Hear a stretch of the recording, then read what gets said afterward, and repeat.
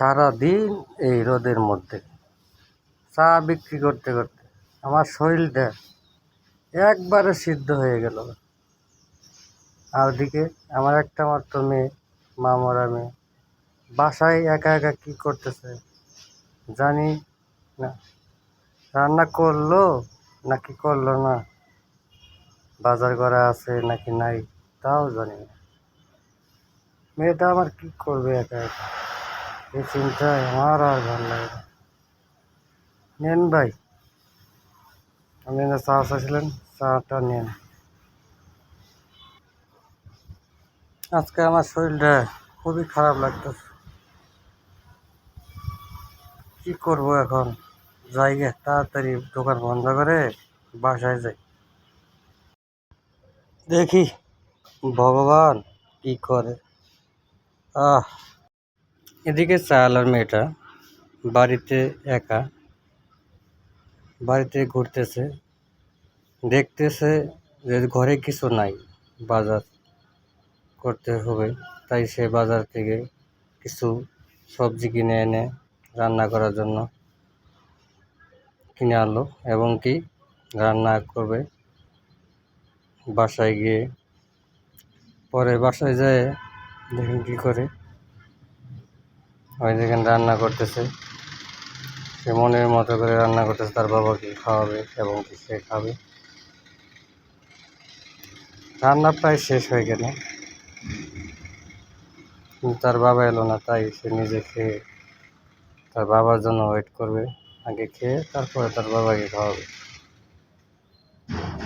দেখুন সে খেয়ে বসে আছে, কিন্তু তার বাবা আসতেছে না।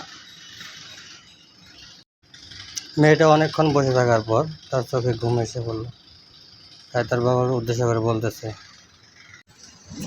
বাবা, বাবা তুমি কখন আসবে? আমি তোমার জন্য সেই অপেক্ষা করতেছি।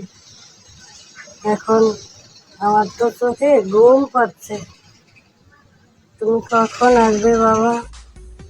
আমি ঘুমিয়ে পড়ি। এদিকে মেয়েটি ঘুমিয়ে পড়ল। ঘুমিয়ে ঘুমিয়ে মেয়েটি আবার চেয়ে দেখে তার বাবা আসছে কিনা, কিন্তু তার বাবার কি আর, রাস্তায় আসতেছে তার বাবা। দেখুন আস্তে আস্তে সে মাঝ রাস্তায় এসে বলল তার বাড়ির। এখন দাঁড়াচ্ছে, তার খারাপ খারাপ লাগতেছে দেখে দাঁড়িয়ে আসলো, কিন্তু এই দাঁড়িয়ে থাকায় সে দাঁড়িয়ে থাকে, সে আর নেই পৃথিবীতে। তাই তাকে তার প্রতিবেশীরা দাফনের জন্য শেষ কাজ তাকে শ্মশানে নিয়ে গেল এবং তাকে পুরীর শেষ কার্য সম্পন্ন করছে তার বাঁচতে। অথচ মেয়েটাকে এখনো জানানো হয়নি। এই মেয়েটার কী হবে, সবাই দোয়া করবেন মেয়েটি যেন ভালো থাকে।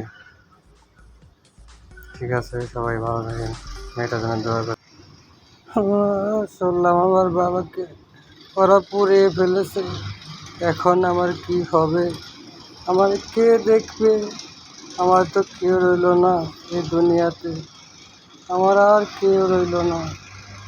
ওহ ভগবান, তুমি রক্ষা